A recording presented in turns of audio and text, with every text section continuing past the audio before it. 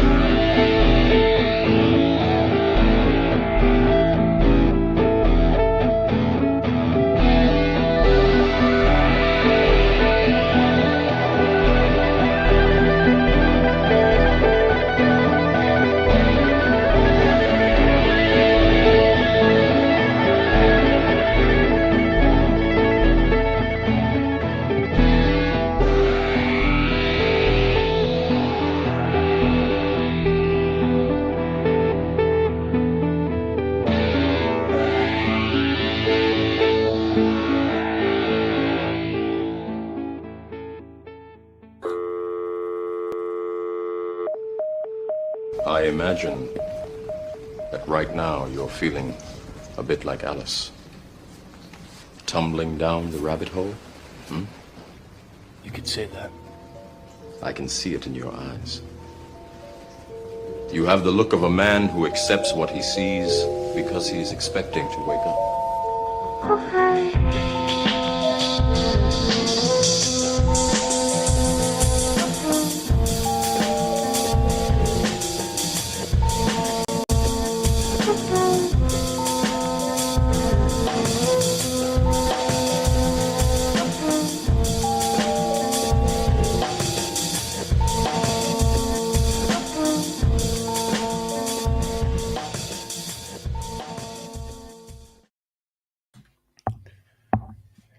Welcome, everybody. This is Team Rabbit Edition 307, finally with Nachiketa. Welcome. What up? Hello. Okay, cool. I saw your lips moving, but no voice, and then you're on. You're good. All right, so I'll read a quick little blip I literally just wrote, so don't hold your breaths too hard, folks. We'll pull a card, and then we'll get into it with Nachiketa. Episode 307, like Rafa is saying, Libre with Nachiketa. Mandela Effect, Alternative Histories, Flat Earth. Join the team as we geek out with Nachiketa and see what is on his mind. So, like I said, something we do on the Team Rabbit Hole podcast is pull cards at the beginning of this. I don't have a deck on me right now physically, or it is. I got the Magician card though. And if y'all don't know, I mean, as above, so below kind of stuff. She's got all the elements of the table. I actually wrote music to all the major arcana. What we heard on the intro thing is for the moon. The only reggae song I have on deck is for this. But yeah, with these tools, you can do all sorts of stuff: earth, air, fire, water, and the awareness of the infinite Ouroboros feedback loop that is the holofractal that we're in. So, Raphael, do you have a card? Well, I could pull another one, but I think that one is good. The magician So doth we'll work. stick with that. Yeah. Is there anything in terms of synchronicity or anything you want to say, Notch, about the magician? Well, I don't know. I do think that this reality is magical, and I do think there are supernatural things that are happening, and everything that is part of this reality and who we are is spiritual. But like how we interpret that and how we, you know, uh, kind of like see that's kind of the difficult part of it, I think, because we look at it like as kind of a mundane thing and it's a very physical thing, but there are supernatural things that are happening, So I think it's good to recognize that. I'm glad you bring that up because our culture, especially, but definitely, we tend to bifurcate things in terms of like mundane versus spiritual. In a sense, the fact that like evolution can occur in a terrarium of being at all and produce conscious life forms, the whole thing. I mean, the shit, you kind of get it. I can hear it just in the tone of your voice. um what's not magic, what's not grace? There's degrees of it, kind of, in a way, like fire is not water, is not earth, kind of thing. But if you zoom back, especially with that card, with the magician card, the idea is the fool has said, like, I'm going on the journey, I'm going down the rabbit hole, and then the magician is like, yo, you're going to have to understand what elements make your experience up. They have different kind of aggregated effects that are different. I mean, it's all one big thing, but the yin is not the yang, kind of thing. So like in your background, the sun is not the moon. They relate, and they, you can get into weird kind of analyses about how similar or dissimilar they are. But once we start seeing what these things are, the whole point of the magic card is you create your reality. How are you doing it? Are you doing it through conscious awareness? Are you doing it unconsciously?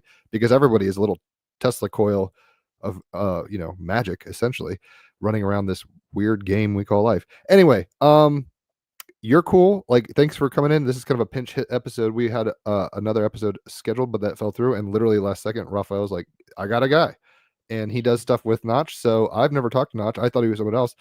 But this is going to be great because I could just tell in the green room he is with it and into on his YouTube channel, as well as with Raphael. He's gotten deep into things like the Mandela effect, which I've experienced directly, and alternative histories and all sorts of things. So we're going to get into it. But before we kind of get into what you're up to now, let's zoom back. Where did you grow up? How did you start turning on to understanding reality in a different way? I mean, the Fool card falls into the journey and gets guided by Merlin, essentially the magician. Like, what breadcrumbs have you been following? And you can be as long-winded about that as or whatever. I might kind of punctuate it with questions, but yeah, I'm just trying to get a context of who art thou and how art thou here. Okay, well, I'll try to keep it relatively short just because for the sake of conversation. I was born in South Korea. I was uh, raised there until about 10 years old. Then I got adopted to a family in Wisconsin.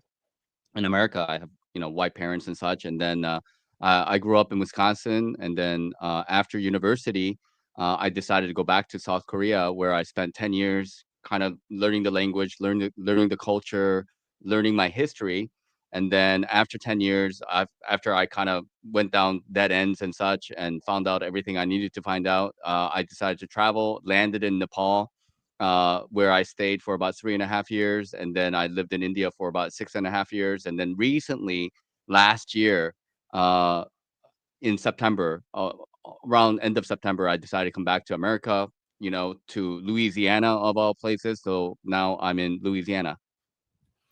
All right, which part of Louisiana? It's a big state. I'm in a city called New Iberia, which is just about half an hour from Lafayette. Okay, that's what's up. All right, so I want to kind of zoom in on a few details because that was a very good drive-by of your kind of how you got here. What was your major in college? I studied sculpture. I was a fine arts major. All right, getting creative. It's beautiful. Any like particular style like Rodin? I've been to his stuff in Paris, and I mean, there's bronze work has always fascinated me. It's not quite. I mean, I guess it's sculpture, bronze work, but it's like not clay, obviously. What kind of mediums? What kind of inspirations? What were you going for? I worked with bronze. I did a lot of welding of metal parts and stuff together. I mean, I kind of dabbled with like most other medium. Like I chiseled into a stone a few times. I did clay pottery. I took most of the like art classes there, like painting and sketching and all that, printing but I enjoyed sculpture, but I focused mostly on bronze. Like Oh, so, you did do working bronze. with crystal. Yeah, That's what's I up. did bronze.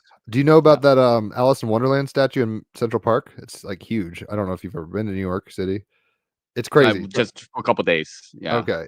You got a Yeah. bucket list thing. If you ever go back for some reason, there's this huge Alice in Wonderland like playground. It's a sculpture, but you can play on it, and it's like worn down to the point where there's parts that are more patinaed or less patinaed with age. But yeah, bronze work is fascinating. And talk about the magician card. I mean, you're literally bending elements to your will with that artwork. What was it more or less just like I want to do this and my will be done kind of thing, or did you like what's your idea of art in terms of what you wanted to do with that? Because in a sense, everybody's creative and cool, but like you're really going down a particular forging, no pun intended, forging in the fires to get accredited. But that, I mean, in a sense, that doesn't matter. But like you learned the fucking ropes, obviously, so that's what's up. Well, I was originally a psych major, and I didn't really enjoy that too much, and I didn't really see like myself becoming like a psychologist or psychiatrist or something like that. And then I took a year off. Actually, I got booted out from college because I was not doing so well. I was drinking a lot my freshman year, and then they told me to take a year off and come back later.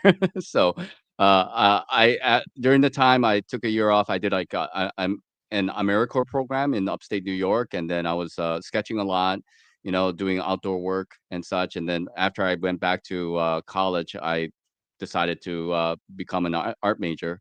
It's something I enjoyed doing. I didn't really know if I was going to make a future out of it or whatever, but I enjoy doing it. I could put in the time and the effort. Um, but like sculpture wise, like bronze sculpture, it's a big process. You have to make things out of clay, and then you have to plaster mold it. So it takes a little bit of a patience, and I enjoyed that. Like things can go wrong, and then even during the pour, you get the negative out of the wax. You put it into a kiln, and then you get the wax out, and then you put in the final pour. And sometimes if you don't do the vents right, things don't really come out right, and you put in a lot of time and effort because it's just like one time deal, right? And then you break up the plaster, and then you have your final form, and then you work on that a little bit more. So it takes about a month to get a sculpture, done, and sometimes you kind of mess up, and so a lot of time gets wasted by doing that. So I enjoyed the process. I did city year with AmeriCorps in Philadelphia for your what program? Was it just like a mountain thing, or were you in city year? No, I was in upstate New York in Adirondacks. So it was Beautiful. a new program for that place. So they chose like 10 people out of state, 10 people in state. I just happened to be one from Wisconsin, and then it's like a 1 year program. What was So the it's gig? outdoor Like work. And nature? Okay, yeah, yeah. yeah, half of it is nature, and the other half is during the wintertime we drove to I went to the smallest school in New York State. It's like K through 12. There were like 70 students, and so we had to drive like 3-4 hours to get there early morning and hang out with the kids, and so and then come back home. And then during the summer we were doing outdoor work. That's what's up. Paying it forward. If people don't know, and Raphael's not a North American, so he doesn't necessarily know. AmeriCorps is kind of like a domestic Peace Corps, where you're like Yeah. helping build community and stuff. I worked in inner city schools with like 4th and 5th graders running after school programs. I am Well, envious that you were in the Adirondacks fucking around with nature, because that's way better than ghetto Philly parts or whatever. so just to let you guys know, in Austria, I think in Germany they don't even have it anymore. In Austria, there is a mandatory conscription, basically. Either you go to the military for about 6 months, which nobody will believe, but I actually did What? through a You know fumble. how to But shoot a gun? well, laying down, we were not trained for battle, because they knew that my batch basically went from, well, not really higher education, but they were high school graduates. So even before the training started, they knew, oh, these guys, they're gonna be, they call it not system operators, but system support, which sounds fancy, but it basically means cooks and, people watching the door and people maybe building stuff, but it wasn't gonna be a fighting troop. But what I want to say is, either you do this conscription for 6 months, or you can go for 9 months for something called civil service, where you basically probably do the similar things as to what you just mentioned, but it's mandatory. So you have to choose one of those. You got to keep the culture going. Sometimes this is how it works. Well, free slave labor, cheap slave labor, but whatever. In Korea, it's like 2.5 years. You have to, men have to go, and they do it like right in the middle of college though too. I don't know why. Like they go like 1 or 2 years of university, and then they go to the military, and then they go back to university. I don't know why they do it like that. Like just do it like right after high school, you know. That is a weird swerve. I guess at some level, maybe they're thinking if you're sticking it out through 2 years of school, you're kind of more the caliber of person we want to deal with, instead of that, partying notch type or whatever. I'm kidding. No, it's mandatory. Like No all matter guys what. have to go. Yeah, no matter what, you just have to go. Yeah. I see. In a sense, okay, this is where it gets tricky. We don't have to wax poetic about this for long or anything, but it's like same thing with like school uniforms. Like I'm all about freedom, and like obviously I wear whatever and say whatever, but like there is something to be said about levels of conformity to make the lubrication of a culture work more effectively. Past a point is fascistic and weird and like oppressive, but up to a degree it's like you know Pink Floyd has a great line where it's like it could be made into a monster if we all pull together as a team in I think it's Have a Cigar. And that's kind of the idea. It's like sometimes you have to really kind of force is a strong word, because the mandatory thing is to trip, but like you can get people to do things they wouldn't normally do if you make them do it. I mean, not everybody's going to eat well and exercise, and if it or the thing that comes to mind is like the school uniforms. Obviously kids in the North America, and probably most kids everywhere, wear whatever they want. And I know that there's bullying, and that you see who, the Abercrombie Fitch kids versus like, the kid who wears the same fucking outfit every day. It becomes problematic. It distracts from what could be a decent experience and the education itself, whatever that might mean.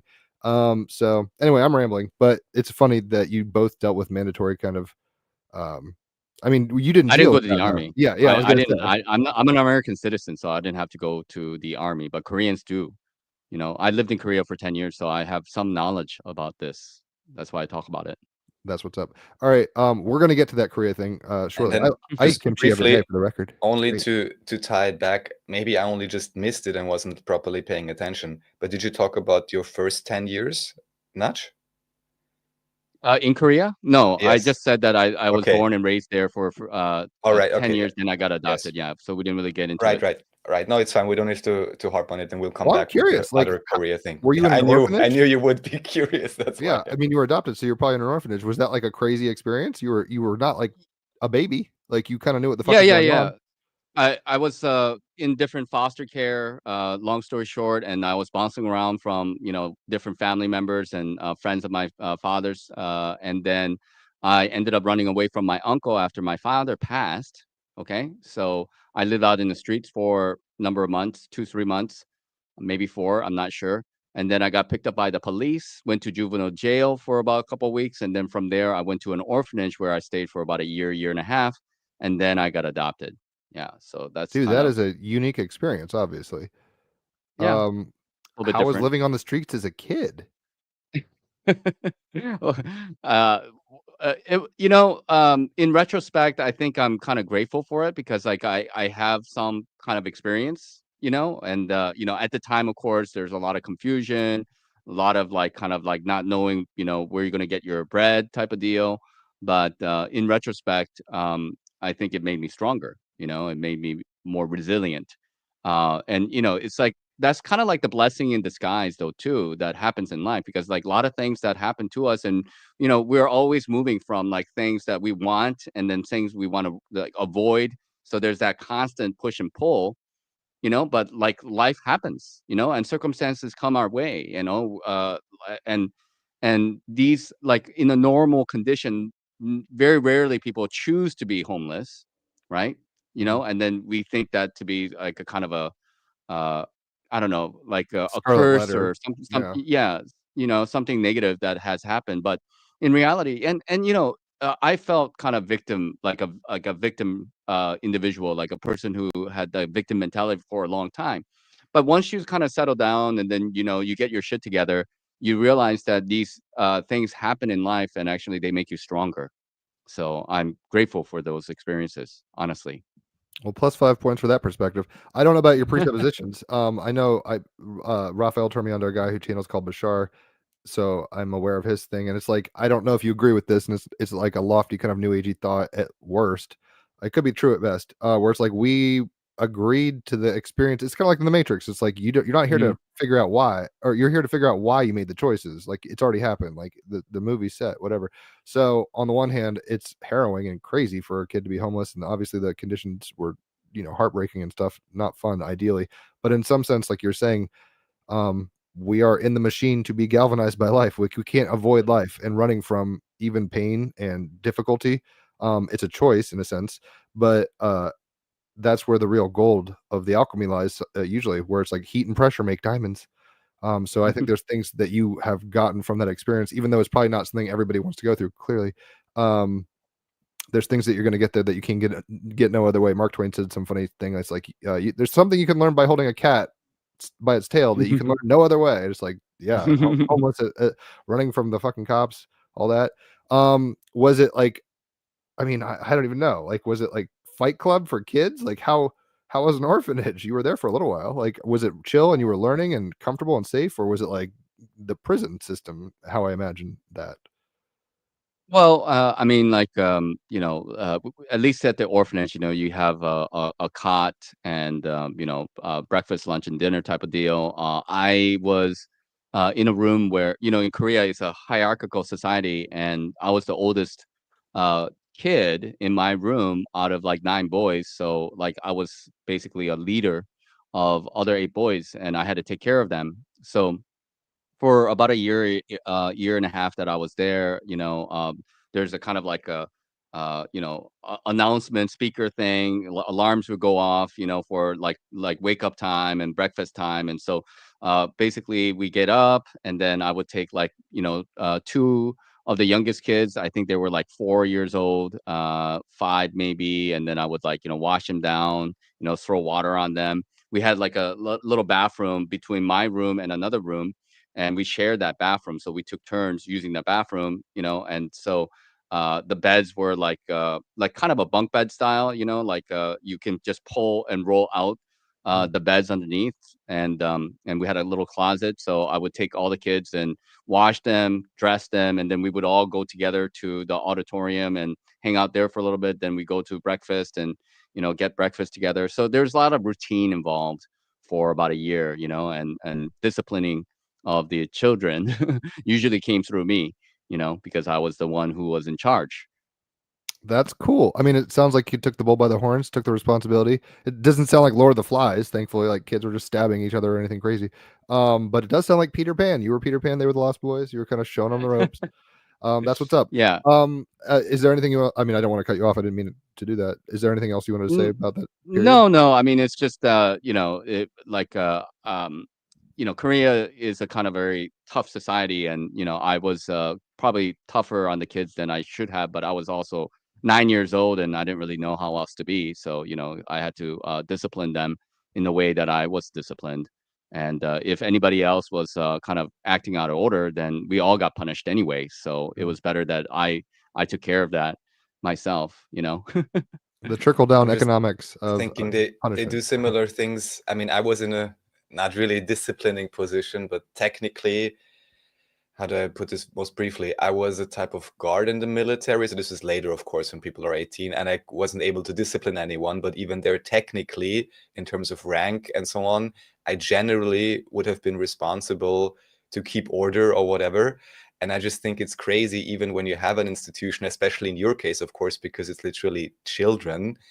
And even there, they kind of push the responsibility down to whoever can hold the bag. It's kind of insane to me, but Well, Somebody yeah, has to do it. exactly. I was gonna say it makes sense in a way. It's like, I mean, shit. They don't or want to where's the micromanage. adults, you know? But anyways, That's the yeah. trip. They don't have adults. It's an orphanage. It's like Well, they're we have a teacher. We had a teacher, but she was never around. She was never sleeping in the room. They're supposed to sleep in the room together with us, and but she was hardly ever around. And the only time we ever saw her was to like punish us. So, like we would have to like walk like ducks and hold our ears, and we would like walk around the building, like waddling around, and sometimes we had to do that for a while, like until we were like really sore and stuff like that. And if like kids are not doing what they're supposed to do, then everybody gets punished. So it's just better that I hand out the discipline and make sure things are done right, and that way I don't have to get punished. They only those kids who are responsible get punished. So that's kind of how it worked, you know. I see. Yeah, and it's funny because like nobody ever really grows up. So these are the same exact power dynamics, dominance hierarchies, whatever, in culture at large. Certain cultures, like obviously in the West, we tend to be more kind of cowboy, do what you want, whatever. Even though we do submit to hierarchies at some level, you can't really avoid that. It doesn't seem. But I know the Asian. I lived in Honolulu for 2 years, and it's much more Asian influence than most places in North America generally. Like 20% whites kind of thing. So it's like I was a minority, which is actually very refreshing. I've lived abroad before, but this was like I'm in America, and this is not like normal for me. But anyway, there's this kind of and tell me where I'm wrong because obviously you're coming from the culture. Eastern cultures tend to be more how would I even put this? It's not so much groupthink. That sounds like really negative. I think there's this understanding of like let's make this work. It's like a royal we or almost natural socialism that involves. Obviously, every tribe can do this. I mean, the Magna Carta was a bunch of guys being like, "Fuck this guy, let's join hands and take over."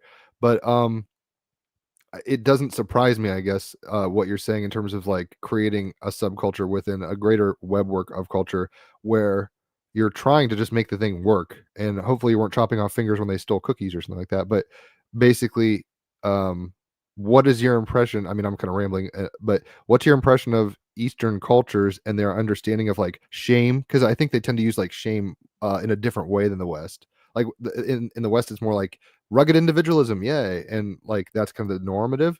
Whereas in the East, it's more like don't stick out too much, or else you're going to dishonor us, or you're going to fuck up the system, and we don't want that. So kind of like get in line, kind of thing. And there's a value to both elements. It's not like one's better than the other. Obviously, now in the West we have our issues with rugged individualism. Everyone thinks they're a TikTok star now or whatever. But whereas in the East, it's like it's going to be easier to. I think even in some like kind of I don't think it was BlackRock, but some document basically was like, we're going to take over the world, and the Eastern countries, i.e., like Asian countries, are more committed to kind of get it going along to get along quicker, so they're going to be easier to commandeer at this level. Anyway, I'm rambling. If you have any 2 cents on what I'm saying, I think you know what I'm saying, right? Yeah. I don't necessarily disagree with that sentiment. I mean, like at least in my experience of having grown up in South Korea and and living there for 10 years from 2004 to 2014, my experience of like East Asians, particularly Chinese, Koreans, and Japanese, they are more of a collective, mindset. And then the Westerners would be more individualistic. Of course, there's a kind of like a like a maybe a Venn diagram or like a bell curve, like like average, East Asians will fall more in the collective mindset. That doesn't mean all of them do, but average Westerners might be more individualistic, but not all of them. So there's a gradation on all of that kind of stuff, but it is kind of like understood that you support your group, you support your country, and you are and like very strongly identified as like I'm Korean and this is what Korea means, and this is what we eat, So when they speak in the Korean language, they often say we a lot, like we don't do that, or we don't eat that, or we don't say that kind of thing, rather than I, because they just think of themselves collectively in that sense. Like we are not like that at all. That's who we are, right? They're a fourth density nation state, Raphael. No, I'm kidding. It's beautiful in a sense because I think I've seen it. I think Werner Herzog has some new documentary that was I forget what it's called, something about the internet a few years ago, and it showed kind of like Buddhist monks on cell phones, and it's like, is this the way to enlightenment? Kind of this kind of joke in a sense, because everybody in the East is like, I mean, China's like, hey, we've got Walmarts or whatever. Like they're doing kind of the Western trip a little now, more, not totally, but somewhat. And then people in the Western culture, more New Age circles and quote spiritual circles, are like yoga and yin yangs, and it's like we're trying to turn on to the stuff that we're missing. It's almost like both sides have something the other side doesn't have, not entirely, but somewhat. And if we can kind of tap into where maybe we have strengths and weaknesses, and that's the whole magician card. It's like, look, all these elements are not equal, but they together they really make something special. So we don't have to talk about Asian culture right here forever, but the fact that you lived there for 10 years, was that during the Gundam style thing or Gangnam style? Yeah, it was during that time. That's a great example. I mean obviously the Macarena and shit happens in America, but it's like that probably wasn't going to take, I don't know if that would have taken off in the same way had it not been in Korea, because it was like, here's a dance, here's the song, we're all going to do it, you know what to do, hit play on YouTube and let's do it, or whatever. With the Gangnam Style, David kind of went into it, but there's a lot of 19 including with the Gangnam Style. But also, I was really kind of like, I remember during that time, and I was like, why do people like this song? It's like there's nothing to this song. Like I never really understood why it was so popular, why people liked it so much though either. I was No, never really into the like Korean pop, like because like Korea is a big exporter of music and also Korean drama, neither of which I am a big fan of. do you I imagine you've seen the film, the original, not the remake, which sucked. Old Boy. Yeah, I've seen Old Boy. That's like the The only one original Korean. Yeah, that thing was ratchet. If you guys haven't seen Old Boy, go figure out how to watch it and thank me later. It's like it's amazing. It's The psychologically Korean version is horrifying. better, I would Oh, say, than the infinitely. American. Yeah. Yeah. I didn't even give the American version a chance. It was garbage. Here is some. Oh my God, we've already got Mandela effect stuff. All right, No, so I'm just wanted to point it out. We can get into it later, but just because I remembered that supposedly there's something with it as well, like the dance somehow changed. I mean, I even learned it, I guess, as a child because it was a worldwide craze. But it's a global yeah, hit. go on. All right. Well, we've talked. So how was it for you? I mean, you said basically you went there for 10 years, kind of got what you needed and dipped for other parts of the East. But how was it for you, having been 10 years old, come to Wisconsin, which is fine, but it's like very specific kind of American vibe for sure, North America, and then going back, did you feel like you were finding yourself, or like what was your modus operandi? Like, you see what I mean? Like, was it like, I'm gonna go figure Yeah. out my heritage, or yeah, what was that like? Well, for me, like because I like when I was young and when I was in Korea, since I moved around so many times, I never felt like very much accepted anywhere, And then when I came to America, of course, I kind of stood out like a sore thumb in small town of Wisconsin, where most majority of the population was Caucasian. And then when I decided to go back to Korea after university, I thought I was going to reintegrate myself into a quote unquote Korean culture because, I've always, identified myself as Asian or whatnot. And then when I got there, I realized that my mindset and who I am was very different from the values that Koreans have. And yes, I could look the part, I can get the haircut, I can wear the same clothing. And then as long as I don't say anything, everybody will look at me as if I am Korean, But as soon as I speak to a taxi driver, and within 1 minute, they realize that I have an accent and they're like, you're not Korean. And so that was the first thing that I noticed about being in Korea, is that a lot of people realize that, by look, that I look Korean, and then they treat you like a Korean, and then once you communicate with them, they're like, wait a minute, you're not Korean. Oh my gosh, you're like you're not one of us, who are you? Where are you You're a from? spy. Like, Yeah. yeah. Hopefully it Well, wasn't not that like that, extreme. but Yeah. Yeah, but you know what I mean. But like so Was like that this very sense of alienating for identity. you? I mean, you got to No, think like it's a fish out of actually water.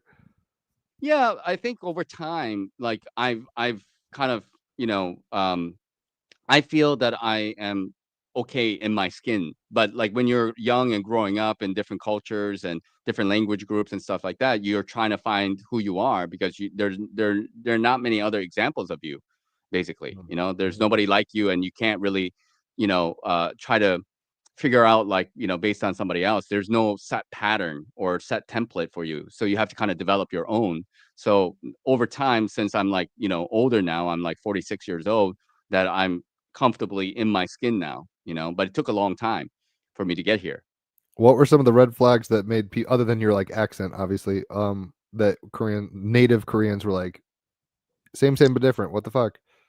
Well, yeah, I mean, like accent, but also my, Korean language ability wasn't like perfect, I mean, I could probably towards later on, I could probably speak for about a minute or two before they caught on, but like at the beginning, it was just like, I'm not Korean in any way, and my behavior probably, and just the awkwardness of like not being full Korean, not knowing how to speak, the language fluently, things like that. Well, you got through a decade there. What was the highlight and the low light? Maybe like, oh my god, I did this thing that was so I never thought I'd do this, or this was the worst experience. Yeah, anything in your mind come Well, up? the highlight and the low light might be one and the same thing. Essentially, what happened was that I got a little bit of a windfall from my family, and I used that to make a bar called Mike's Cabin. All And I right, fumbled yeah, so I was drinking every day for about a year and a half, and then back I to the lost the freshman bar. roster. You're like, Yeah, oh, yeah, I was living the college lifestyle, but then I ended up losing the bar. I got backstabbed more or less by my girlfriend. Long story short, I signed a contract over to her thinking that we are going to be co-owners of the bar, but she kind of tricked me. So, it's a long story, but like that was the highlight and the low light. That was a little bit painful, that took a number of years to get over. I understand. I mean, to the degree I can from the outside, it's like that's fucking lame. There's a lesson Yeah. there, and I guess you asked for it or something in some metaphysically Yeah, kind of yeah, woke yeah. way. But Jesus, Yeah. sometimes the lessons can really fucking hurt. They can hurt, and I'm not nobody's exempt. Things happen to every single one of us in ways, and some cut deeper, and some cut, death by a thousand cuts. Either way, you're gonna feel life. Yeah, you know. I heard it said best like, "We are embarked." It's like you can't get off the boat, like, you're in the fucking boat until you get to the other side of the shore, and then you can do whatever, like Buddha style, but yeah, we're in the ocean now, baby. So was that the catalyst why you left? That Well, I mean, kind of 10 part years? of it, like, initially I was trying to figure out about my past, and so I was kind of like, and I got involved with ultimate frisbee, and I had a group of friends who were part of that. So I was putting a lot of time working and then playing ultimate frisbee, and then on top of that, I was trying to figure out my past, who my parents were, like who my ancestors were, and stuff like that. And I find out I went to my orphanage, and then they had a big file about me, and the file was talking about how I was related to some uh, politicians of the past in Korea. So like for example, my great great grandfather, he was married to a younger sister of the last king of Korea, as an example. His younger brother was a minister of Korea, as an example. So kind of a strange story and circumstance. And then I come from like a long line of like oldest sons, which is also somehow very important in Korea. Because it's like medieval time where the oldest son gets everything, and then everybody else gets fuck all. So Right. that's kind of how it was working in my family. And my father unfortunately was maybe fortunately, I would say, actually, but he was very egotistic, and was very spoiled, and he ended up blundering everything, that all the inheritance out of pride and all this kind of stuff, and as a result of affairs and such. So that allowed me to go on my journey, to be adopted, and grow up in America, and to be here eventually. So you know. That must have been surreal having a fucking Mr. Anderson. We have your file here. It's like, oh my god, Ancestry.com wouldn't touch I this just shit. want to say what a difference. Like you almost could have been like a Samsung Trust Fund baby. Yeah. But instead, Yeah, you, yeah. I mean, what? Oh, it's crazy. That's crazy. Oh yeah, we own the whole city. Like Uijeongbu is like a city in the northeastern, like that's connected to Seoul, and we own like most of the land there, you know. And it's like a big metropolis. Like my aunt was telling me that we would have been billionaires, you know, stuff like that. Now, Have you ever tried to like milk that titty or whatever? Like, do you have long lost no, people where you're like, no, hey no, guys, no. I know you. Technically, I'm part of y'all. I am happy where I am, and Word. I don't, you know, I don't need any of that. I'm grateful for things happening the way they did, because like, you know, like we think, oh, you know, it would be so much better if you grow up in that environment or had all this kind of stuff, but you know, you don't really know, you know, you don't really know until you go through that. And then like, you know, these people, they have wealth, and then there are other people who also want to like come after you because you have wealth, and there's little like territory wars, and somebody needs to be killed because you have to make an example, and then Games heads of are going to be on Thrones. spikes and stuff like that. I mean, it's Yeah, I just hear you. endless cycle of that, you know, politics that you may want to avoid, you Right. know. Privileged people don't have an easy life necessarily. Their problems are different, No, a different shade of right, problem. exactly. Yeah. Yeah, So yeah, so so shit hits the fan. Fuck your girlfriend, but whatever. She yeah. backstabs you, and at some point you decided to go to. You said India first, I think. No, I was living in Nepal, so I left Korea 2014, and yes, like, you know, part of the catalyst was I didn't want to like stay there anymore. Also, you know, I reached my dead ends, and you know, nothing was holding me, and I was just like, I don't want to work for this publishing company for the rest of my life, wearing suit and tie, living, you know, working out of a cubicle. That's not going to be the rest of my life. I have to go and see the world, you Right. know. And I traveled to Japan, and then I randomly met some Dutch lady who spoke Chinese, and she brought me to China. And then after a couple months of traveling, she went back to Beijing to learn Chinese. I continue on my journey to Tibet, and then from Tibet I went to Nepal, and somehow I enjoyed Nepal, so I ended up staying there for 3.5 years. That's a long time. I mean, Tibet, I've always kind of wanted to see. It seems kind of like Colorado, essentially, of the Chinese situation. But does it feel spiritual? I mean, obviously their culture is such that it's engendering very different kind of normatives in the sense of like whatever you hear like it's not gonna it's not like walking down Times Square or whatever over there, obviously. But did you feel it was authentic spirituality? Like these people are on a wave, holy shit, they're so high up, this is real, or was it like this is just the gig they're It's playing? actually something I wanted to talk about the gurus in India. I've heard briefly your story before, but I think this will be very enlightening for Jim, dare I say.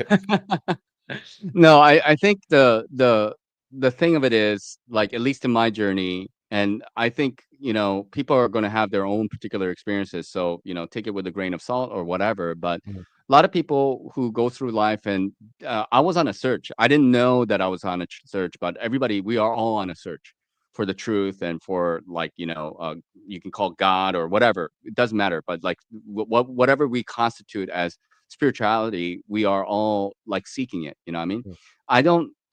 I don't really necessarily think that just because you go to Tibet or India or Nepal, you're going to necessarily find it, you know what I mean? You have to go through the process, the alchemy of meeting actually a lot of charlatans, and there are charlatans all over the world, in China, Korea, Japan, you know, America.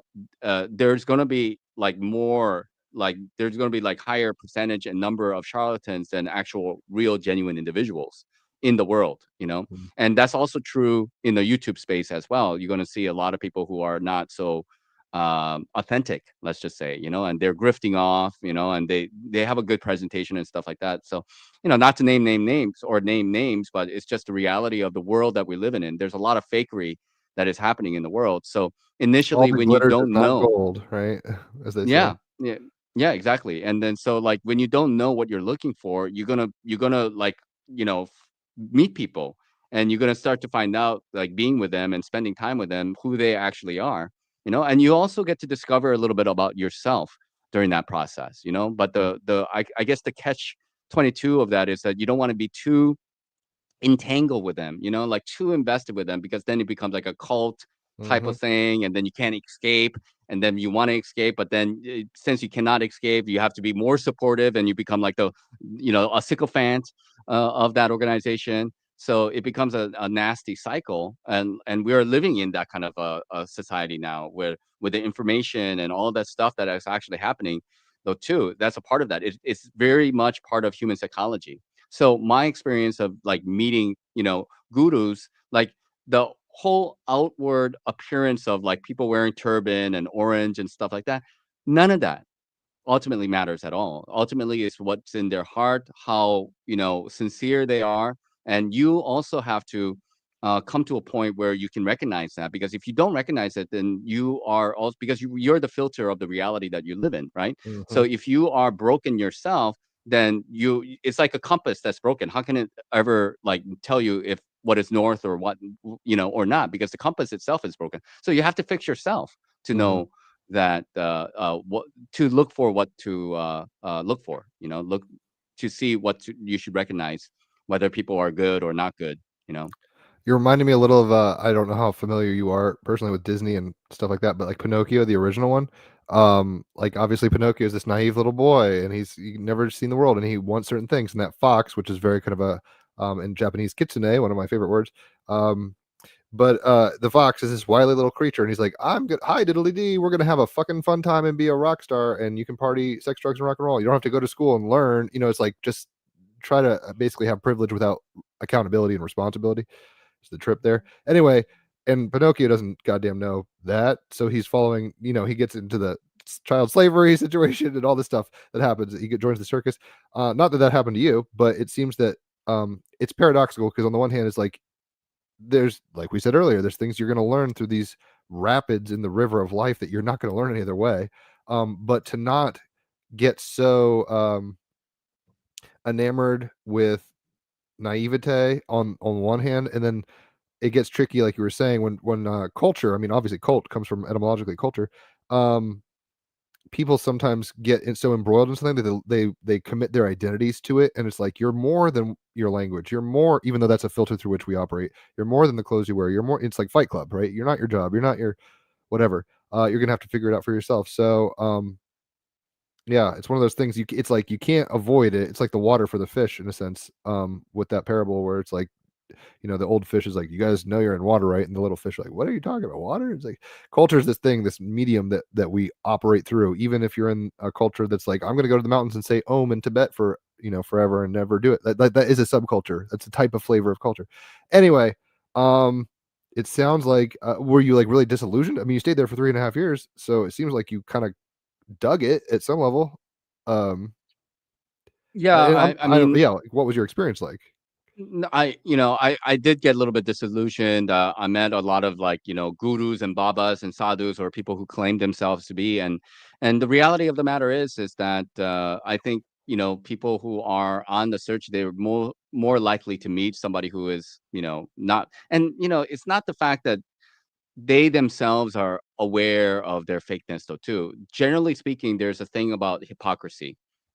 So like there's two types of hypocrisy. One type of hypocrisy, for example, is that people who present themselves as holy, but behind the scenes that they're not doing holy things. They're, and usually with a lot of these people, there's two main issues that they have. One is money, and the other is women, or kind of improper sexual type of thing, whether it's women or not. But like, on one hand, they have a front, they say that you should, stay, like celibate and whatnot, but then behind the scenes they do all. So this is a kind of a hypocrisy that is that should not be tolerated, actually, at all, right? Because it's It's like, do this what is I say, not what I do, kind of thing.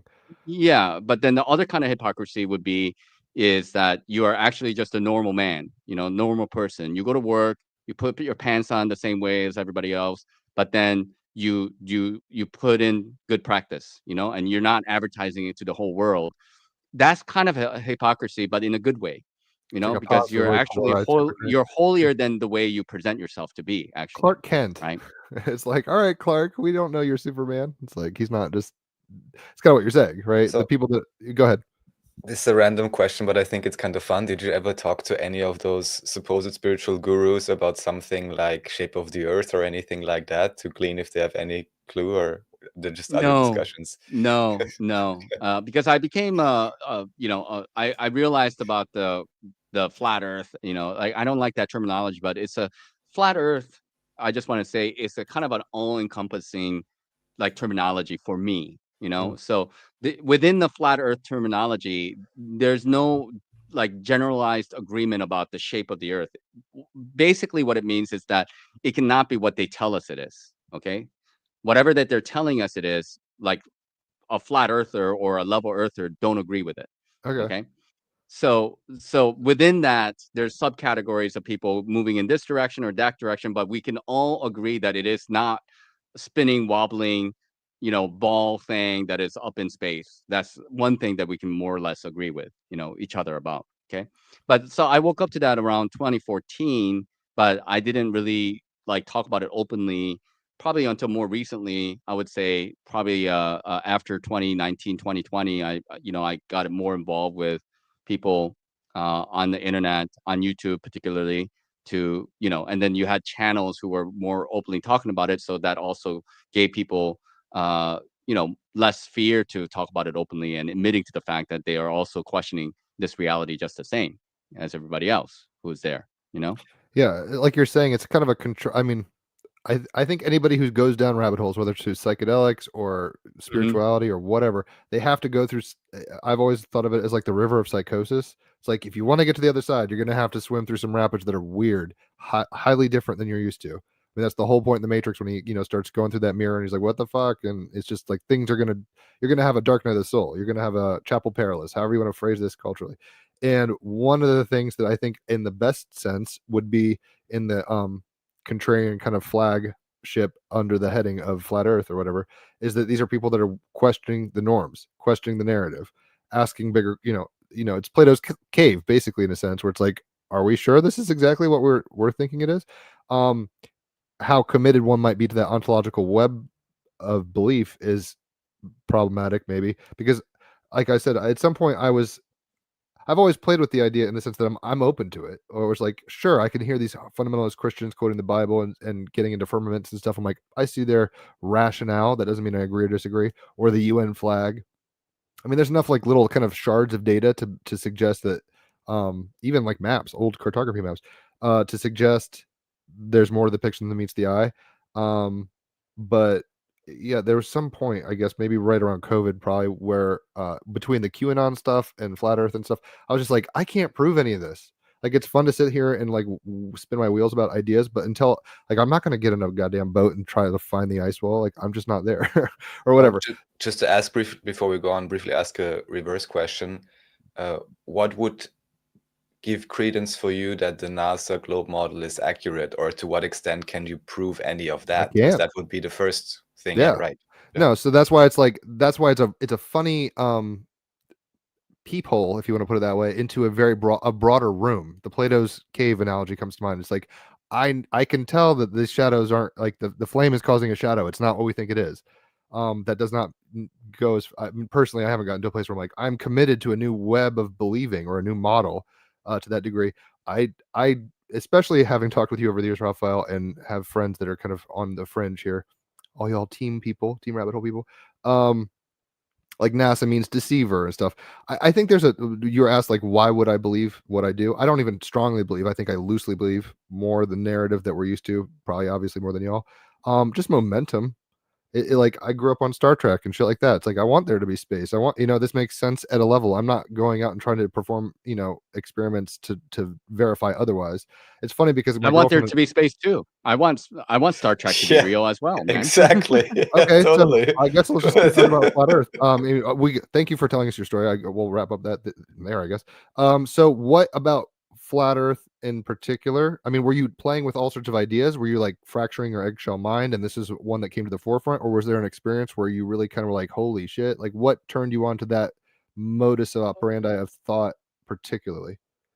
All right. Well, I'll try to keep it brief, but basically, I was already into conspiracy stuff, and because of the September event, if you know what I'm talking about, right? Just for the YouTube algorithm, the September event.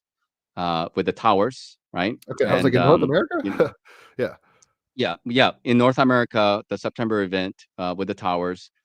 Because of that, that started to make me question about the nature of this reality and what actually happened. So I went down two rabbit holes. One with the September event and what that was about. The other one was about money, because my father was during that time he was an economic professor, and then I kind of grew up thinking that I knew about politics and about like government and how money worked. And then I watched a documentary by this guy by the name of Bill Still or Stills, but it's called Money. What was it called? Money Masters. And that blew my mind. That really blew my mind about like how actually like government or like money system actually worked. With Was that kind of a the zeitgeist flavor, like fiat yeah, currency yeah, it was instead? kind of Yeah. a zeitgeisty, history of money and central banks and fiat currency and all that kind of stuff. So Which is once I horrifying when started, you hear about it, right? When you start seeing the emperor has no clothes like that, it's like, what the fuck right, else is not true? I understand like the slippery slope here in a sense. Because if y'all haven't seen Zeitgeist, or I haven't seen this one you're talking about, so check them out. But you start seeing the narratives you get and inherit, like its momentum and just ease of use. Like no one's questioning a lot, and there's a lot of evidence on the ground to suggest that reality is not what you think. That's a starting right. point. I mean, that's the whole point. Go down the rabbit hole for yourselves. But keep going. I didn't mean to interrupt you. I was just like, yes, the money thing, fiat currency, the Federal Reserve. It's a nutty situation. Yep. Yeah, and then you get into other people who are like Jordan Maxwell's, and then I read a little bit of David Icke, and Like then maritime I law was for what? people who aren't on that wave. Jordan Maxwell is all about like your birth certificate. I'm just filling in the gaps here. Yep. So yeah, Yep. that stuff's. I mean, that's one of those good examples where I'm like, I think this is accurate.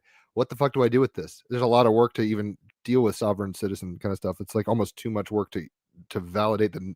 We've had people on here who are like in court and like kind of saying the trigger words and having the agent Smiths come after them in a sense metaphorically. So it seems to be true. Yeah. But then it's like, They what will do I do not. about that? They wouldn't, because like words have meaning, and so they wouldn't say that sovereign citizens is a saying, because being a citizen means that you're a slave to the Touche. system, right? So Yeah, it's a you're paradox. either sovereign or a citizen, but you can't be a sovereign citizen.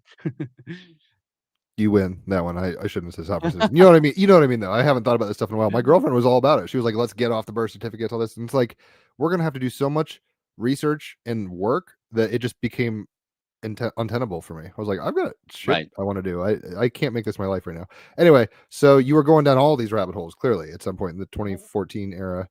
Well, And any one of them you could spend a lot of time and time and energy, and then still not get to the bottom of. To be honest, I mean, that's kind of like the daunting aspect of this reality, is that there's so many different rabbit holes that you could literally spend a lot of time, your whole lifetime, and not really get to the bottom of. But like, I like to dabble here and dabble there, and just to see the whole picture of things. And I'm not even sure if I can say like confidently, like the so-called elites have a good grasp of how this reality is. There's a kind of a perceived understanding about them, being the masters and controlling everything. But I don't know. I think there's a lot that is not under their control though too. right. So Terrence life McKenna is, yeah.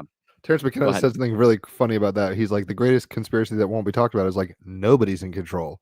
Like this thing is a Yeah. wild cat running through the jungle on fire. Like this Yeah. is bananas out here. And there's like Yeah. groups vying for power and like kind of this Nietzschean dominance hierarchy thing where it's like if you look like you're strong, I mean, typically what we Yep. find is like, the stronger the looking thing, like if you really, and that's the beauty of postmodern culture in a sense, where we're like, just because you have all the numbers in your army doesn't mean they're all happy army soldiers, or just because you have Right. all the money in your bank account does not mean you're, everything is, your shit doesn't stink or whatever. Um, Right. so anyway, uh, all right, so we can kind of go anywhere with this because I personally I grew up with the Berenstain Bears, so it's like when that Yeah. Mandela effect thing happened, I was like, Jesus Christ. Um, so I mean, we can kind of geek out on Sure. conspiracies. Raphael, if there's anything you kind of want to steer this towards personally or not, your call. How Libran of you. Go on. Like I'm having fun. All right, yeah. So I guess I don't want to spend forever on it because I think I don't know if your YouTube channel is more known for flat Earth or alternative history or what. Raphael was one of the first people to actually kind of start being like, "Have you heard of Tartary? Do you know about this and mud floods and stuff?" And I was like, it's like one of those things. It's just like you know, just because I like psychedelics doesn't mean I'm going to go be a shaman in the woods forever. Kind of same idea, right? It's like I like tripping. I don't need to fucking commit my soul to this. So I love playing with ideas like you're saying and sniffing all the perfumes, but at the same time, I'm not like this is it. Just because I think there's this weird kind of fear of deluding myself in a weird way. I don't. It's like I clearly in a culture where we think Gap and you know the dollar are normal or whatever you know whatever it is, and they're like, oh, that's not it. It's like, how do I know jumping from one boat to the next boat would even be appropriate in terms of just an all-in mode? But anyway, yeah, where do you want us to go in this little chit chat? Well, I mean, I woke up to the Mandela effect kind of late. I would say late 2018 was when I was starting to wake up to the Mandela effect. But I could, you know, remember my thought process is like, oh man, you know, because I remember I was like on a motorcycle track for about a year, 2018, and then I settled down in a hut in the Himalayas, and then YouTube started to suggest like Mandela effect to me, and I was just like, you know, what the fuck is this? And then I immediately thought, well, this is kind of like artificial intelligence messing with me, or it's the government psyop, or maybe people just misremembering, you know. So So you that didn't have those are one the yourself, like you weren't like, oh my god, I remember X and it's saying Y. It wasn't quite like that. It was more just like, well, here's a no, new no. I thought. mean, like I was in agreement with the things that they're claiming that it was a you know a Mandela effect, but then you know I was thinking like, what's the logical? Why is this Because like happening? you don't jump to that this physical reality is supernaturally changing. That's not like the first thing that come up. The first thing that you start to think of is like, what are the other all of the possible manipulation tactics they could use or utilize to make you think that this reality is changing, right? Sure, And it's then like an after you Occam's razor type cross thing. that all out, Yeah. then you come to the position that this reality is changing in a Mm, supernatural way. So that's where I'm at now. You know. right. I mean, I don't know if you're into the Mayan 2012 stuff. Terrence McKenna was all about. If people don't know about Terrence McKenna, he's one of the smartest little monkeys to ever exist. But he had this whole I Ching time wave zero thing he was tripping on Yep. for a while. And I don't know about you personally. It sounds like you were starting to hit real speed bumps of worldview shifting around 2012, post 2012. As soon as that kind of era occurred, all this started kind of becoming, it feels like there's a gravity towards something new, whether it's singularity or whatever. I don't even know how to describe it, but it feels like the game has changed, as they say in Tron Legacy. This isn't the same game anymore. So things like the Mandela effect being suggested by YouTube is interesting. Um, I guess, like I said, I grew up with the Berenstain Bear books. So for me, once it became a cultural kind of like, I didn't, it's not like I'm sitting around reading these fucking books now. So when someone was like, hey, it's spelled differently, I was like, what? Like personally, it fucked with my head. And if people have, you know, their own experiences with Mandela effect, let us know. It's always fascinating to hear how the other half sees.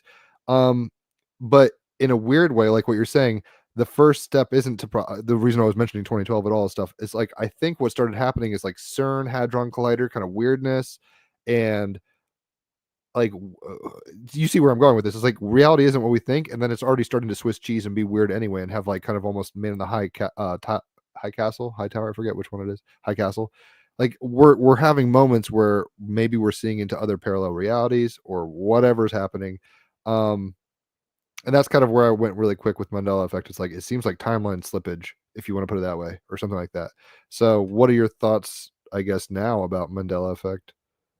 I was obsessed with the Mandela effect for a couple of years. I got burnt out by it, and I had to know all the changes. I had to know all the different theories. And where I am now is that I don't really know what is causing it. Hmm. I don't really know what is happening. Only thing I can say, like you know, definitively, is that it is happening. Mandela effect is real. Things Mm-hmm. are supernaturally changing, and it's retro cause. You know, it's retroactive. You know, so things change, and then they've always been like that in the past, right? And so, what you know, we can only understand it through anecdotal data. So people sharing their experiences about you know what they see and what they're waking up to, and then you share and collect all that information, and people are waking up to the Mandela effect at different times, and people are seeing changes at different times. So too, like for example, like people know that you know Chick-fil-A has changed, so there's no longer a K in the Chick-fil-A anymore. Now it's CHIC fillet, as an example. You know, but then people What? knew about I that used to back work in there as like a kid. Yeah, I was like, well, I didn't even hear about that one. I don't yeah, eat there. I'm there's vegan now, there's a so I don't lot. eat there. There's like there are literally thousands of Mandela effect changes. And then, the thing I always encourage people is that instead of discounting the Mandela effect, go through the Mandela effect and you will find 1, 2, 3, 4 examples that's going to really resonate. So instead of just kind of like, shuffling it off and then being like, oh no, this is just, stupid, people misremembering stuff like that, go through the examples. You're gonna find something, and you're like, "There's no way I remember that to be exactly the way originally was, and there's no possible way that it's different." You know what I It's mean? going to There's disturb gonna be you. one or two Yeah. examples. Yeah. Yeah. Yeah. So I had recounted the story with Nach and also with the Europa shows with Andreas. For me, I'm not sure if I could say I pretty quickly came to the conclusion that it's real, but kind of, because I had been in the US and buying apple cider vinegar all over the place, Bragg's, and I'd never been to the US. I'd never known any marketing. I never heard the name. I never saw the brand. I just looked at it and knew, oh, that's probably the one I want to buy because the label looked so shabby compared to all the other American style, super stylized marketing labels. And then I come back, and a few months later, of course, because I'm interested, maybe it was suggested to me as well around that time, maybe a little bit earlier than for you, Nach. And I just go through this and I'm like, that's curious, that's interesting. Okay, maybe, Star Wars, or maybe this or that could be, maybe I remember, I'm not exactly sure. And then literally this apple cider vinegar came up, and I was like, isn't that the most random thing? I mean, it's kind of popular, but still. And to me, of course, only very subjectively, it really felt like I'm getting a gift from source, or however you want to call it, to kind of prove to me without a shadow of a doubt there's something there. Because just before, I've been to all these different supermarkets and I know exactly what the logo looked like, and there was an apostrophe S, and it was also shaped a bit differently. And then I just, of course, looked up, are there any old bottles, anything like that? But it doesn't exist. It never existed in that form of a label. So yeah. It reminds me a little of in Yeah. the Matrix, and I want to comment on Kyle Brotherton's comment in a second. But because I don't, sometimes you're not looking for this shit. Like in the Matrix movies, he's like, you've always felt there's a splinter in your mind. You can't quite put your finger on it, but you're looking for it, and this, that, and the other, and you start finding synchronicities, whatever, and they lead you towards different articulations of understanding through your own experience, which are going to vary for all of us. One of the scariest things, if you want to put it that way, is like nobody is having the same experience. We are all fundamentally having our own trip here. So as much as through language and through common, brotherhood of man or whatever, all this stuff, is as much as we want to be like, I get you and you get me, namaste, it's like we are all little fingers on the hand of experience, having very different, experiences, which is beautiful, but also inherently alienating. So on the one hand, to mention Kyle's, like, it's a psychological phenomenon. And it's like, what's not? In a sense, it's like, Jesus Christ. I mean, the Hindus think we're in the mind of God, Brahma, or whatever. That's therefore what's not psychological phenomena. I know you're kind of probably talking more about like this idea of like false memory, basically, and people kind of like, in a sense, not to cart back to the Asian thing, but it's like group thinking can have such an effect where we start. You see it. There was a really good movie about kind of Scientology. I forget what it's called. I think the oh god, it had Philip Seymour Hoffman and Joaquin Phoenix. I Yeah. forget what it's called. The Master. Yeah. And so like, there's a scene where he's like, essentially brainwashing himself, right, and Yeah. going Yeah. back Yeah. and forth. And so I think there's Great a movie. yeah, interesting. I wouldn't say it's like the best movie. Afterwards, I was like, that was thought provoking, and I will think about this, but I'm not gonna go watch that like every day. Like, I'd rather watch Old Boy again or whatever. But actually, the weird thing about Old Boy is like once you've seen it, it's like it's not gonna hit the same. But anyway, I digress.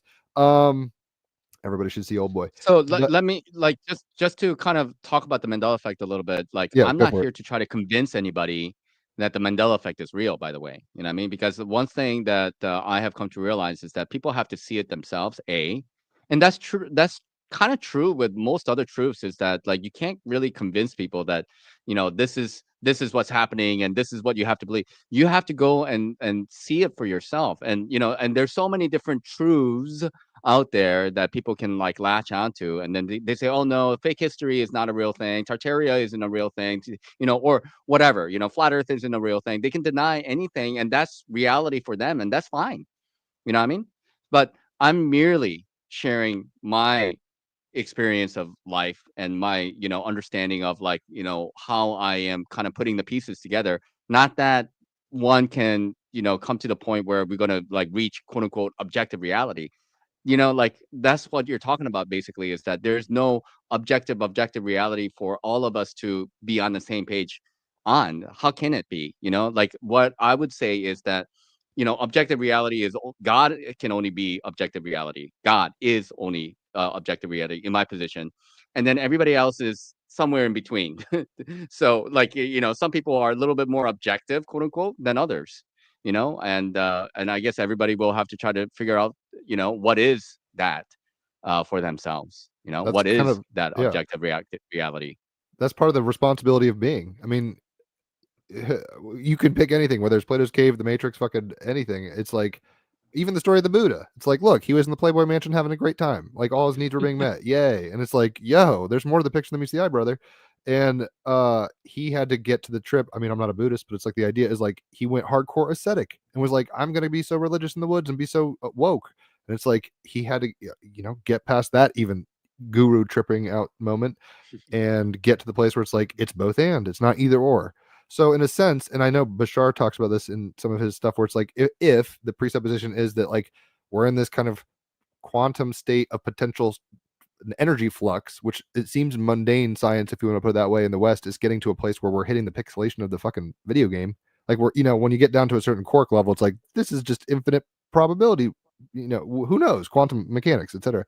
So it's like we're getting to a place where it can be more comforting, like Cypher and the Matrix, to just be like, I just want to eat steak and fucking get plugged back in and do my thing. And I understand you because you said you burnt out Notch on a certain thing. There was a point back in the podcast for us, even when I was just like, I'm chewing on way too many other people's ideas.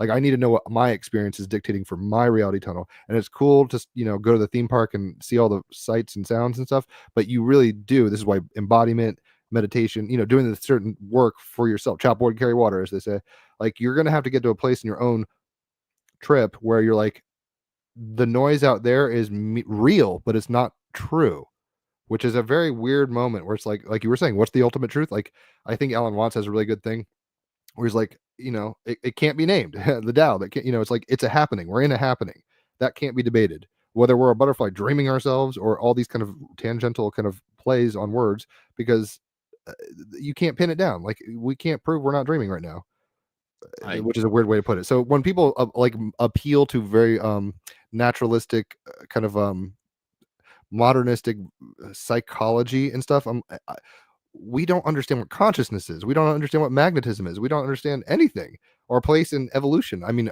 it would be cool when we start plugging in certain models if AI can kind of help fill in the gaps. But the reason I alluded to Bashar earlier was like, if this is true, I'm not saying it is, but it'd be cool if we play with these ideas. It's like the universe has changed. You're going down infinite timelines every, billion times a second. Like, so what you're resonating is going to basically traject your orientation on a mapping of experience to such a degree that like your beliefs create your experience of reality. They're real. The truth can't be named. It's the Tao. It's beyond. It's like whatever. Who can speak it? Like nobody. Nobody can. It's the hand pointing at the moon kind of thing. It's like it doesn't do justice. None of this does, linguistically or otherwise. Anyway, I'm rambling. I'm not trying to take the conch here, so to speak. So, yeah. So you burnt out on Mandela effect. Was there one thing that broke the camel's back there, where you're just like, God damn it, I'm just over it. Like, what the fuck? No, I do want to add on to what you're saying, and I agree with a lot of the sentiment that you're putting out there. It's just that I think the thing is that we like to get like some kind of a package, like understanding. Oh, this is what Tartaria is, or this is what the flat Earth is, or this is what the Mandela effect is, or something like that. It's like somebody did all the work and they layered all the everything, and then they put it into a nice little neat package, and they can give you a good presentation on it. A dog. And the reality is that it's a very complex thing. All these ideas are very complex, and once, like one of the things that I can say, at least for myself, I don't know about others, is that when you think that you have things figured out, that's when reality is going to tell you that you got it wrong. You know what I mean? Yeah. And that happens almost all the time, and same with the Mandela effect. What like caused me to break down or got tired of it is that I was thinking that I could figure it out, and reality has a way of unfolding to each individual in its own way. And yes, we're all coexisting in the timeline, or we're sharing this time and space together, but we are having our subjective experiences though too. And synchronicities and events and things, they happen to each and every one of us in its own way. So Mm. the timing is going to be different for, you can call it astrology or you can call it whatever, doesn't matter. It's just that, like, yes, okay, we're satisfied with this kind of statement, like all is God or all belongs to God. Okay, there's truth to that. Or we can be satisfied with the idea or some statement saying, like, like, I don't know, like, we're all one or something like. But these are just words. They don't really mean anything. You know what I mean? They Mm. have to have meaning through your own personal understanding and experience of these things. Otherwise, they have nothing. There's nothing with these words about, like, God is one or we are all one or something like that. What does it even mean? You know? Yeah. And I mean, I'm into astrology hardcore, so I understand that, like, the Mhm. filtering. I use an analogy a lot when I'm giving readings. It's like whatever the sunlight is on a stained glass window. Like, the sun is not the story in the stained glass window, but the stained glass window shows, Mhm. highs and lows, and whatever. Like, your chart is this prism through which you're experiencing this energy, if you want to put it that way, consciousness, and it's going to distort your lensing to such a degree that no two lenses are the same, and that's beautiful. But that makes talking about things very difficult, especially when you don't have, like, defined terms or whatever. If someone says, like, all is one, it's like, yes, but, like, you see, I mean, I don't even have to tell you. We're kind of going in circles here. And the funny thing, not in a bad way, but I think we're speaking. We're all saying we can't touch the whole elephant. It's impossible. We all kind of focus on it as part of the elephant, and we all prefer them for various reasons, culturally, astrologically, otherwise, and that's okay. And that's, in a sense, the beauty of becoming awake. Buddha means awaken. It's like we're all kind of the tree in your background reminded me of this little thing I heard once, where it's like, the tree, like the cherry blossom is, to keep it Asian, we'll say cherry blossom. The cherry blossom tree or whatever, it's like there's no bad blooming of like, not all of it's happening in an instant at the same time. Some buds are earlier in the season, some buds are the last bud to pop, some don't at all. And it's all good. It's still on the tree. It's doing its thing. It's in process. And to, like, kind of play favorites or whatever, it shows, in a sense, it's unavoidable, but, like, you want to get to a place where the bullets, you like in the Matrix comes up a lot for me, obviously, where it's like, look, those bullets weren't hitting Neo. He had control over that because he created this kind of distance, this kind of, it's not a full on disassociation, but there has to be a level of disassociation with anything, to the degree where you're able to see that you're not your thoughts, you're not your emotions, you're not your pledge of allegiance to a flag, you're not. And though you operate through these experiences and they're beautiful, like, they're not the summation of the thing altogether. And I will say one more thing about the Matrix, and then I'll shut the fuck up. Neo, great example. In the first movie, he's like, oh, the Oracle, I'm the chosen one, all this stuff. And, like, in the second one, like, it's like she's a fucking program, bro. Like, it's not what you thought. I mean, he knew it maybe to a degree, but it's like, this isn't what you think. And there's going to be new punctuations, and in a sense, that's maybe the highest level of adventure we could ask for, where it's like, the moment you think you have the pin the tail on the donkey turns into a crocodile and it's going to bite you. So like, that makes it novel, and that gets into Terrence McKenna. It's like, novelty is this engine that's driving the thing, and the more interesting and diverse and weird it is, in a sense, the more engaged those a part of it are. um Once we all say we're God, oh my God, I'm awake, all is one. It's like, if all of the bubbles pop at once, like, there's nothing to do. There's no veil, if you want to put it that way. So, for better or worse, right now we're all playing in as separate bubbles. And God, I'm rambling. Like, yes, we're all in the bathtub together, but the bubbles are not, they are both all bubbles. You see what I'm saying? It's interesting. And much in the same way of bell curves, it's like, I'm not like, some people you never have to even say this shit to. They just know. There's like the root of Zen Buddhism, I guess, is like, as far as I can understand, is this, like, little statue I've seen where all these monks are like, I'm trying to get it. What is it? And then this one guy just, like, has this fool's journey laugh. Like, he just gets the apotheosis, where it's like, not that it's meaningless in a negative way, but it's like, must have had some moment, and Buddha's kind of like, that's it, that guy got the joke or whatever, and he kind of created Zen Buddhism, the school of it or whatever. Anyway, so yeah, you kind of drink from deep from the water of Mandela, and I think it's going to keep unfolding. I don't think it's going to go away. And it's always funny when, new ones pop, and I'm like, I feel like a veteran kind of smoking a cigarette or something, where I'm just like, yep, welcome to the front line, or, whatever. It's like, what are you going to do? Like, it's not their fault or anybody's fault where they're blooming and blossoming in consciousness. So, other than Mandela effect, and you and Raphael have been doing research, I guess, was that all you wanted to say about Mandela effect? Yeah, So, I'll just say one more thing is that, okay. when you are affected, you can no longer be unaffected. And what I mean by that is that, like, once you see that the Mandela effect is quote unquote real, Or and this is plausible. part of this reality, Yeah. I mean, like, I know it to be real. Like, so, Mm. like, for me, from my perspective, I'll speak it, as like I know it to be the case, but I'm not going to claim that to be the case for anybody else. Hmm. And nobody can ever take that away from me, that this supernatural, changing of reality, retro causality of things can never be taken away from me. And same with other truths of quote unquote flat earth. I don't know the shape of the earth, but I can say that it cannot possibly be whatever that they're telling us to be. You know what I mean? So, like, once you come to a certain realization of that, then you just kind of like nobody can take that away from you. And no amount of bullying or shaming or peer pressure or group thing, because once you know something, you cannot unknow it.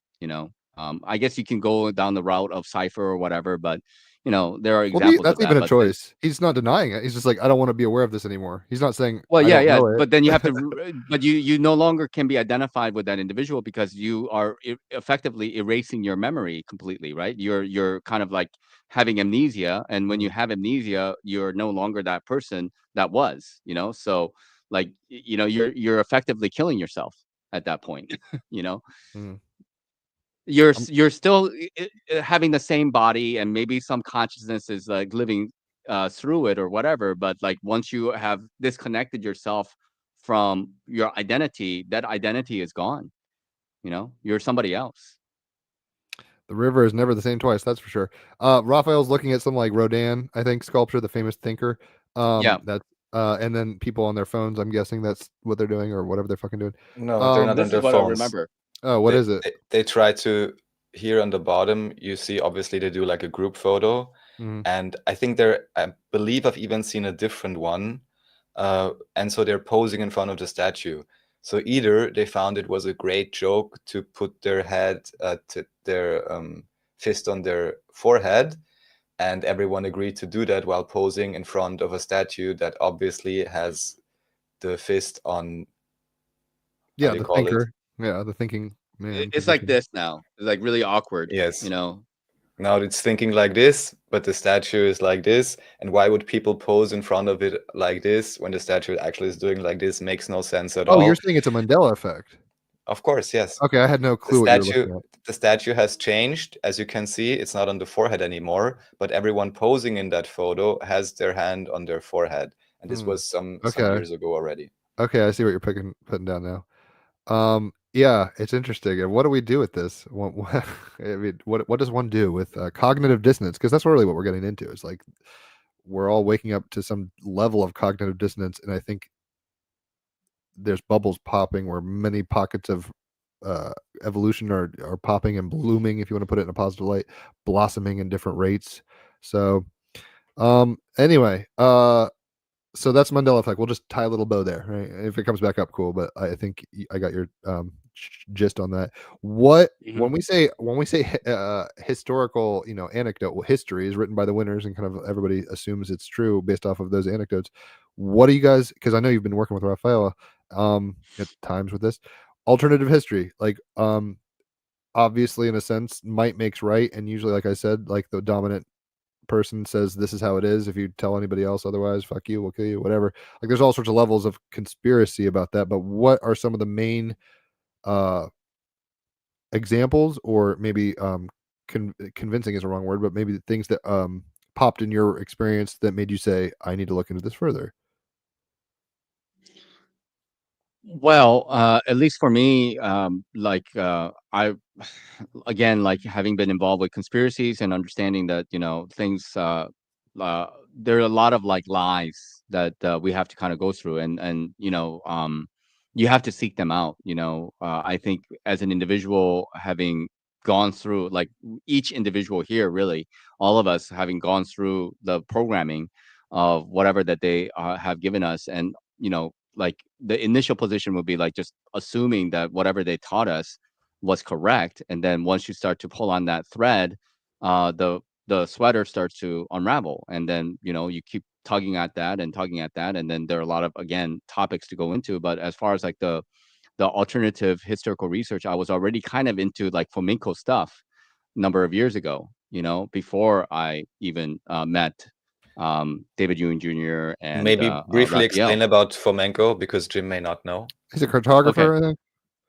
He's a mathematician from Okay. Moscow. He wrote with Gleb Novsky a series of books called History, Science, or Fiction or Science. And basically, he was given a task to figure out, like, and according to his perspective, chronology falls under the canopy of mathematics, because it's time and calculation.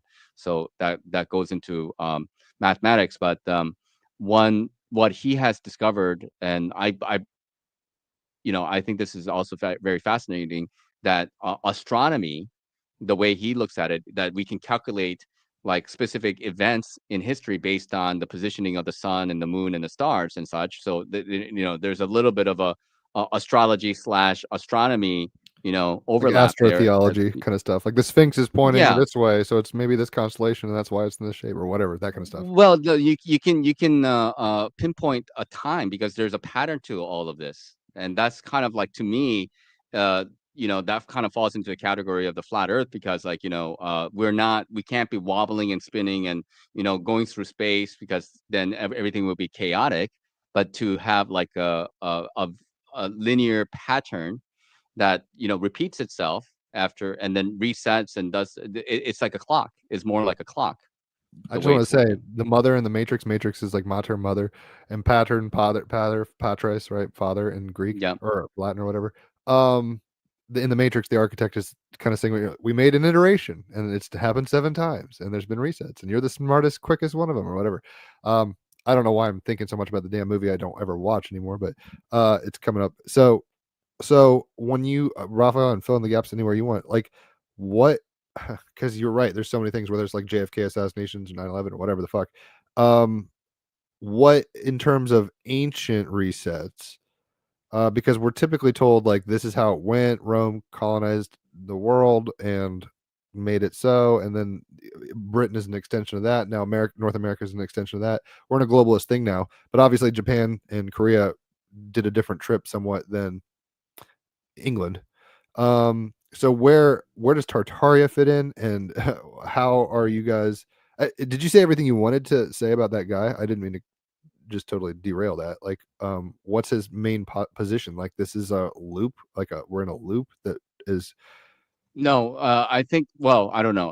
I am saying that, but like I think and I certainly wouldn't speak for Minko myself, and Raphael, I'm sure, can chime in. But basically, history that's been kind of handed down to us kind of comes from two individuals by the name of Scaliger and Petavius, and they're Jesuit priests, and they falsified history for the sake of concealing what actually happened for whatever reason. I'm sure there could be a number of reasons as to why, and then and it's just a matter of trying to it's a matter of putting the pieces back together as well as we possibly can, because like you've been told a lie.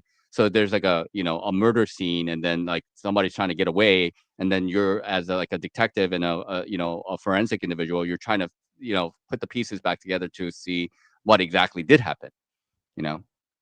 So what makes you think, or his theory, Scaliger and these guys, it's funny he's a Calvinist. Well, what makes you guys?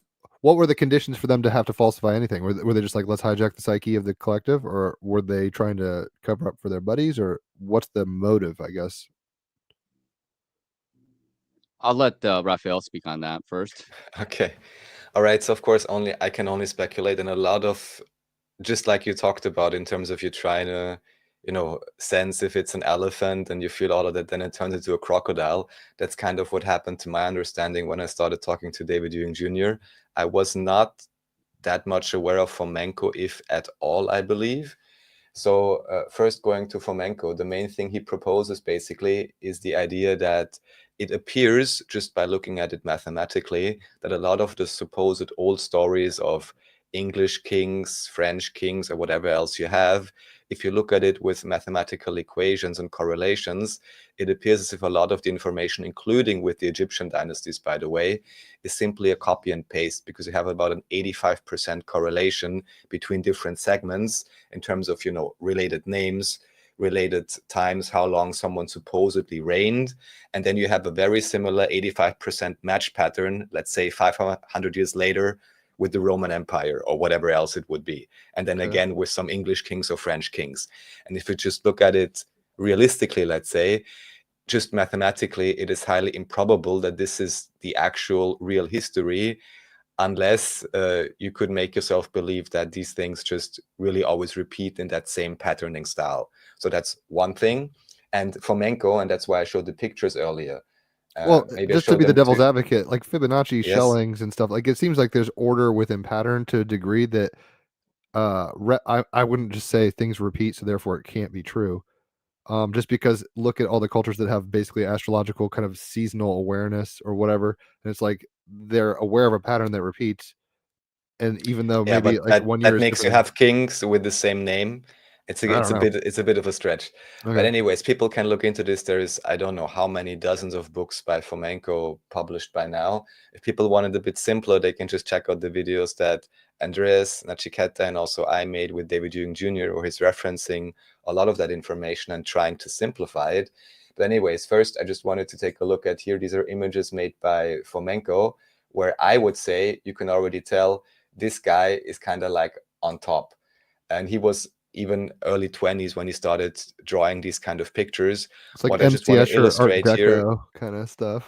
yeah, but it's like fourth, fifth dimensional depictions on 2D. It's pretty advanced. I just want to point at the idea that it seems that this guy is not, you know, some random guy at all, even just in terms of his mind. And then later on, he got into this type of research, from what I understand initially, not even supported by the state or anybody at all. There is one brief post by Nosovsky at some point where they ask, oh, how was it during the communist era? What did they say? And from what I understand, basically they had a meeting with them and they kind of said, yeah, it's okay. You can kind of, you know, do what you want. But they were also self-censoring in a sense that they deliberately did not talk about the most recent history, also regarding Russia, because they didn't want to get into more political complications than it already was. And you have interviews with a guy, for example, like Glazev or something. He's a quite well-known individual in Russia, and there they actually openly talk on big, well-produced shows about Fomenko. So you also have a very big differential in terms of the West or Russia, of people even being aware of that idea. And of course, also me, I'm not going to tell anybody what to believe, but just even be aware how we are kept in these silos, that whereas in Russia, it would be quite common or accepted to at least know about it. In the West, it's just a big question mark, and the fewest people even know about the works of Fomenko. And again, he looked at it mathematically. So that's the one thing. And then Nachiketa brought up Joseph Justus Scaliger. This is one of my favorites. And also here again, I can only recommend everyone, if whatever you're interested in, to the best of your abilities, you know, align yourself. Don't burn out, don't overdo it, but do your own research, whatever it is, because anytime you recognize something on your own, it has a much stronger effect, just like with the Mandela effect or with anything else. You have to experience something yourself. So one day I did the most basic research and looked at Scaliger's page. I've shown this to Nach before, and I just think it's so crazy hilarious. He basically is the one who is the progenitor of the modern timeline, which most, if not all, of modern official mainstream history is based on. And he also greatly extended, here you can see the notion of classical history from Greek and ancient Roman history to include Persian, Babylonian, Jewish, and ancient Egyptian history, which are all histories we would now call into question. But now imagine this, you're the scholar, supposedly in 1540, you're researching the Roman Empire, which happened around 2,000 years ago. And who is the most important individual in Roman history, Jim? I mean, Jesus, I would imagine. That's a good one. I like your answer, but let's say on the state side, on the power side. Julius Caesar? I have no fucking clue. Exactly. And now can you please explain to me? I could perfectly understand if this guy does the research and then realizes this through all these great documents with the Druids and everything else, extensive documentation that he supposedly found or whatever it is and expanded upon.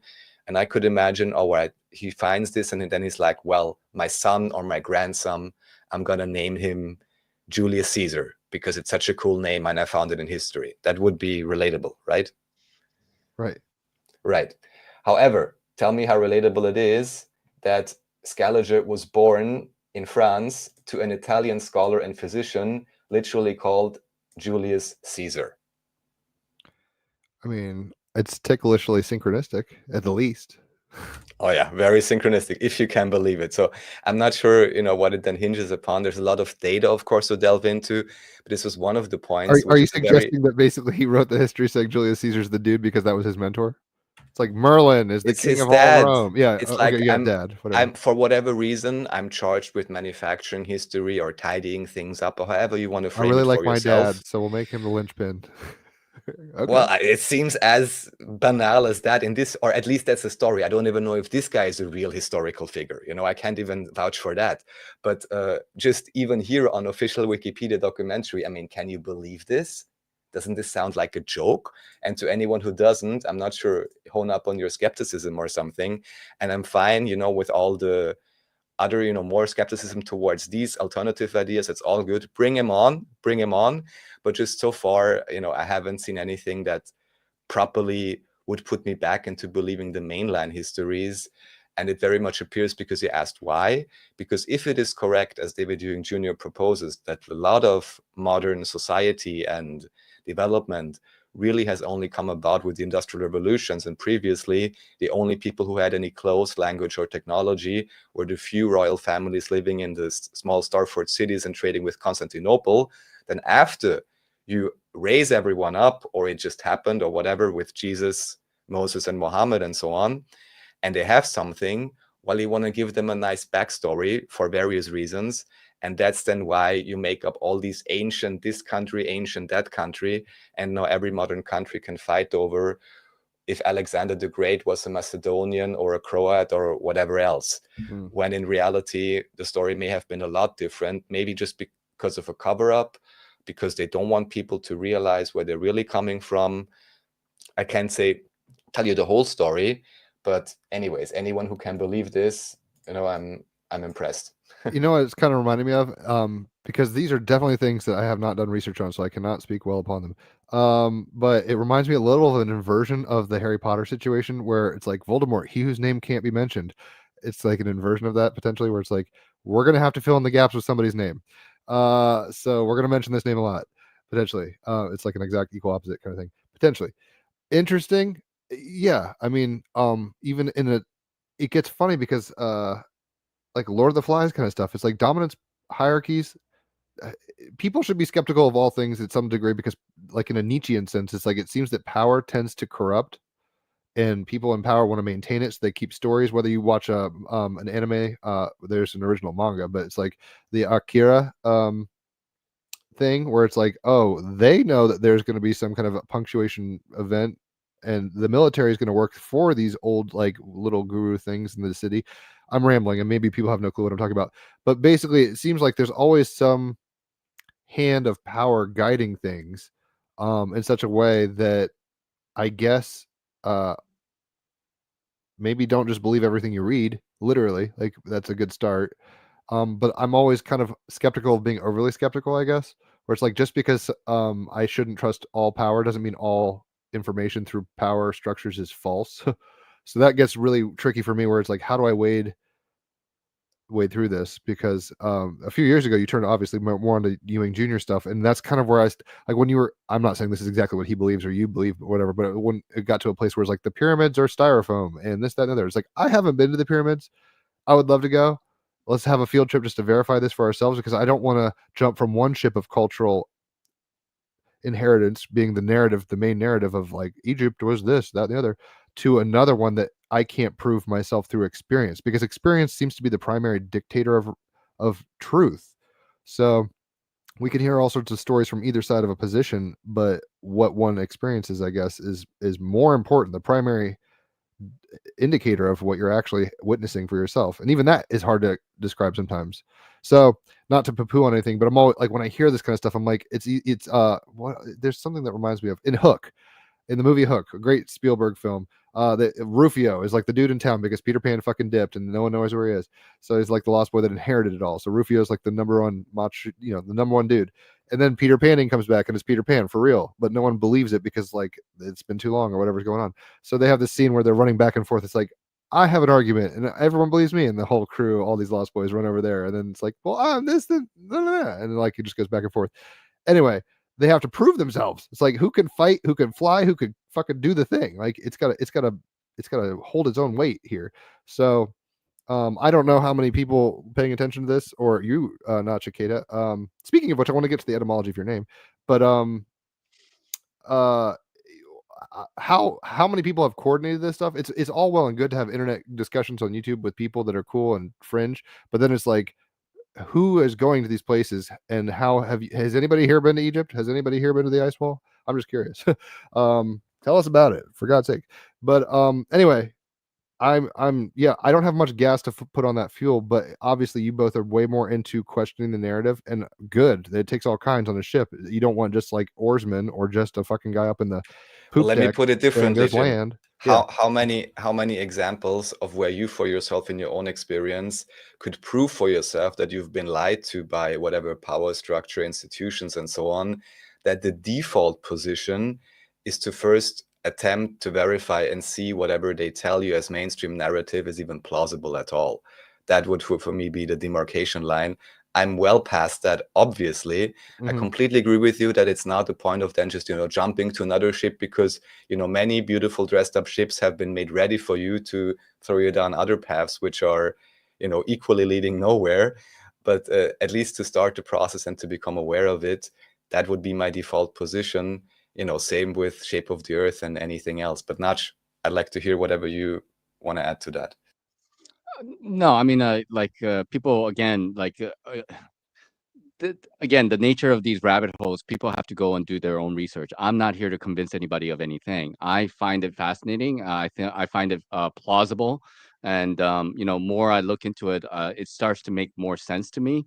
I can't tell you like why they did it or what the rationale is, but like it's kind of like people telling lies. Once they tell a lie, they need 100 more lies to support that one lie, and then you go down that line, and then they just need more absurd stories and things to just support all those lies. And it's like a kind of a web that they have woven for themselves, and we are in this like state of where we are. And then because they talked about space as an example, now they have to make spaceships, and people are there's ISS up there and stuff like that. Is it real, is it not real? But then once you start to ask these questions, is it or is it not, and then thinking about the possibility, well, what if it's not what they tell us it to be? If it's not what they tell us it to be, whether it's history or the shape of the earth or whatever, then what's with all this like show about it? What's with all the money that we're spending for this show? You know what I mean? This like it's a big production. You have to understand it's a huge production, making books and talking about, like all the universities are in agreement about, who Napoleon was, and when he conquered France and everybody else. It's like, you people get their doctorates going to school for years, becoming a historian for about. And then what if you come and wake up one day and came to the realization, because of one little bit of information, it just completely topples that whole narrative. Could you be able to accept that?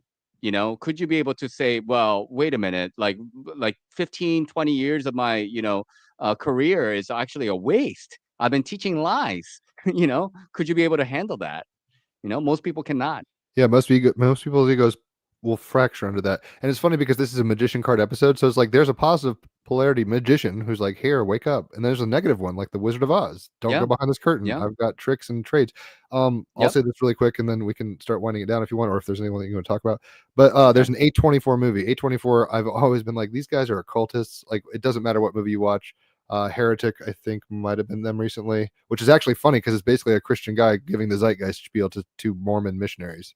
So it's like, what is this? Like a horror movie? But anyway, it's not very good, but it's not the worst thing ever.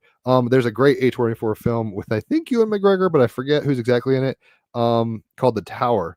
And it's kind of like an Animal Farm movie, but in a modern, like, high-rise tower. And it's, the people on the bottom have a very different lifestyle than the people on the top. And when you start seeing how much pressure to achieve, pressure to, the haves wanting the have-nots, like all the levels of intricacy in terms of just desire, ego attachment, all these weird things that we can talk about.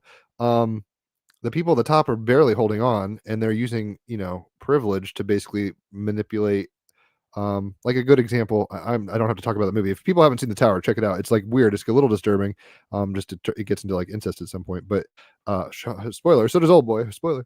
But in any event, these movies show, in a sense, a darker side of maybe how things can be, and more than you think, and in almost an analogous sense. Like it's a film. It's not about society, but The Tower is society. Blah blah blah. Anyway, I don't want to give too many spoilers about that film. It's worth watching.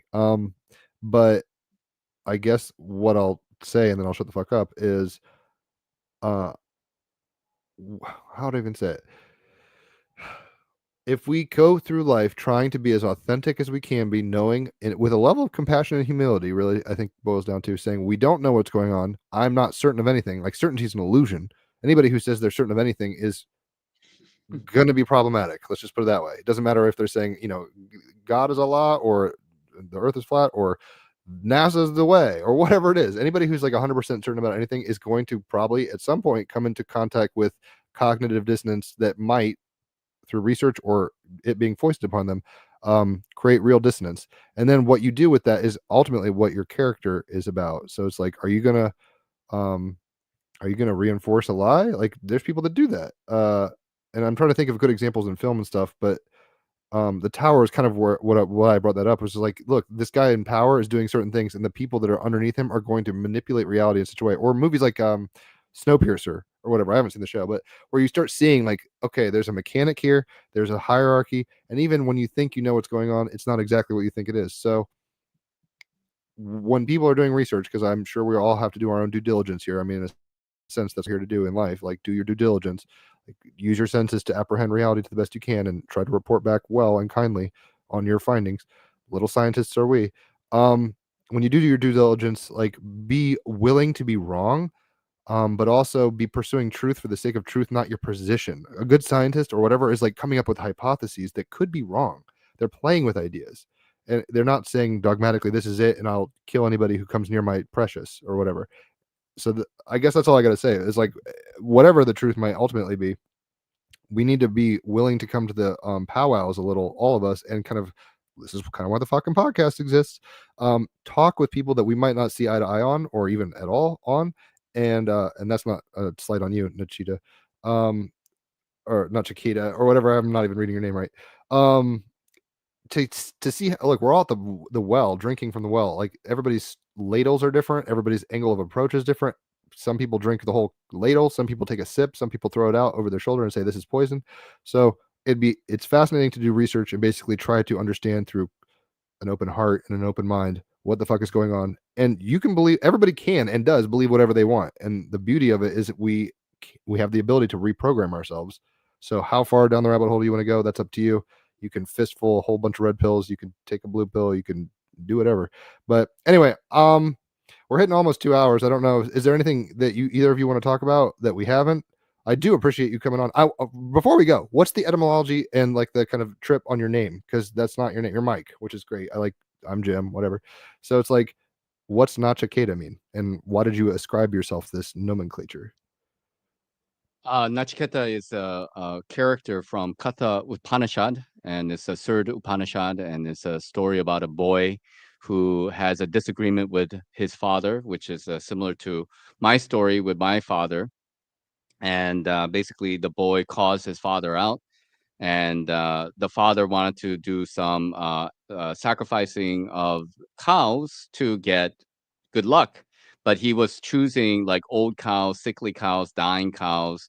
So he was trying to cheat gods, through sacrificing of these like useless animals. But Nachiketa was basically calling his father out and saying like, hey, like, I see what you're doing, and then you're trying to cheat the gods, and that's what kind of good luck are you going to get with this? And then so the father got angry and basically said, well, by your logic, I should be sacrificing the best, which means that you're my son and you are the best. So I'm going to sacrifice you. And so instead of like, when he said that, the boy Nachiketa went and saw Yamaraj. Yamaraj is Lord of Death, right? Is Lord of Death. So Nachiketa meets Lord of Death, and Nachiketa was given 3 wishes by the Lord of Death because he had to wait. Nachiketa had to wait for the Lord of Death for 3 days and 3 nights. So for each day and night, the Lord of Death gave him a wish. So Nachiketa wished for his father to be happy. Nachiketa asked how to do the fire sacrifice correctly, and the last wish that Nachiketa asked for was about like what is the mystery of death. And then the Lord of Death was trying to push him away and say, well, I can't talk about that because you're just a mere mortal and not even the gods can understand it. But let me tell you, I tell you what, I'll give you old age, palace, women, gold and all this kind of stuff. And then Nachiketa refused. And then again, asked, what is the mystery of death? And then Lord of Death is again, it's like, okay, forget about all this like material stuff. I'll give you heavenly pleasures. You cannot find them in the even on earth. I will give you the pleasures in the heaven. You will not, And then again, Nachiketa said, well, okay, I'll enjoy that for 1,000,000 years, but eventually the senses go, and I will have to meet death. So I want to know it now. So only then did Yamaraj understood that Nachiketa was ready to receive this gift of the knowledge of death, because we have to all go through the transformation of death. So the idea of Nachiketa is that in life you have to choose between pleasure, and you have to choose between truth and pleasure, or they call it good, or uh, like good, or Like something that is righteousness. pleasant. Yeah. Yeah, righteousness or something like that. But it's like there's pleasure, and then going down the pleasure path of pleasure is the wrong way. Going down of the path of righteousness is the better way. And then again, it's a kind of a story about like so the name Nachiketa is a composite of 3 words. Na means not, and chi, like a spiritual chi. Mm-hmm. That's where the chi comes from. So chi, and keta actually comes from the word ketu, which means that it's a forever. So like the explanation of that name is that he who does not um, waste his spiritual energy in a forever loop is like kind of like the translation of the name Nachiketa, is that the one who does not waste his spiritual energy in an endless loop is the word Nachiketa. So and my astrological sign, which is Bharani, is in my nakshatra, and that is the Lord is death. The Huh. death is my Lord, according to my astrological sign. So I chose this name not because I am Nachiketa, but the idea of Nachiketa. That's more important to me. The idea of the Nachiketa and Nachiketa fair. We're all burning. This idea of like we're like candles, Right. and then eventually the candle flame goes out kind of deal. That is the idea of the Nachiketa fire. The sacrifice that we pay to live in this reality, and eventually you're going to run out. Got to pay to play down here, it seems, in the samsara. So I mean, this sounds so curt, and I don't want to be like vulgar or what. What was the punchline? Did he get the mystery of death, or like what was the Yeah, trip? well, yeah, but it's not like can be explained. You know what I Okay. mean? Yes, he received that knowledge, but it's not something for us. We have to go through and meet death ourselves to receive that knowledge. You know, Yeah. but the Yeah. basic tenets are there of understanding. Like if you go down, uh, you know, because this life is limiting. Everything is impermanent, right? So essentially, death is the ruler of this reality because everything goes through death. Even Yeah. the sun and the moon will eventually die, Fade. Yeah. kind of deal. Yeah. Yeah. You know, so it's about impermanence, and our attachments. Like Rumi says, like life is a kind of a balance between holding on and letting go, Hmm. right? And death is the letting go, and living life is holding on, Mm-hmm. and you got to find some balance in between those two things. Once you pop, the fun don't stop, as they say in the Pringles commercials. So, dude, thanks for coming on. You're cool. I figured any cats that Okay, thank you.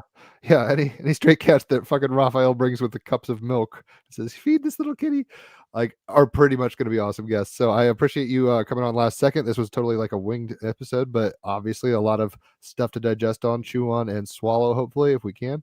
Um, before we go, are there any kind of parting thoughts or sentiments? I'll just say really quickly, guys, this is Team Rabbit Hole. This is how we do. This is what we do. We fucking go down. And what's beautiful about that Nachiketa thing is you don't want to get lost in the rabbit holes. Like you want to find your plumb line at some point, and that's going to look different for everybody. So I will never proselytize personally, whatever I think. But the journeying this way is not for everybody. And if you're along for the ride and you're doing psychedelics, meditation, investigation, maybe it's good to be lost. Maybe that's what life is about. Life, we're all lost in a way, and then it's only way to find yourself is to get lost in the first place. And maybe you have to come to that realization that everybody feels that they're not lost, but they come to the realization that they're lost, and then they try to find a way. Maybe it's good to be lost in a little bit. You reminded me of Gandalf, I think, in Tolkien said, "Not all who wander are lost." So we're not right. We're confused by choice down here, I guess, or some shit. Anyway, yeah, like I said, pleasant dude. I'd love to geek out with you again sometime. Obviously, new friend. Thank you. For sure. Raphael, any either of you, any last words or plugs? I know you got a YouTube channel. Whatever's clever.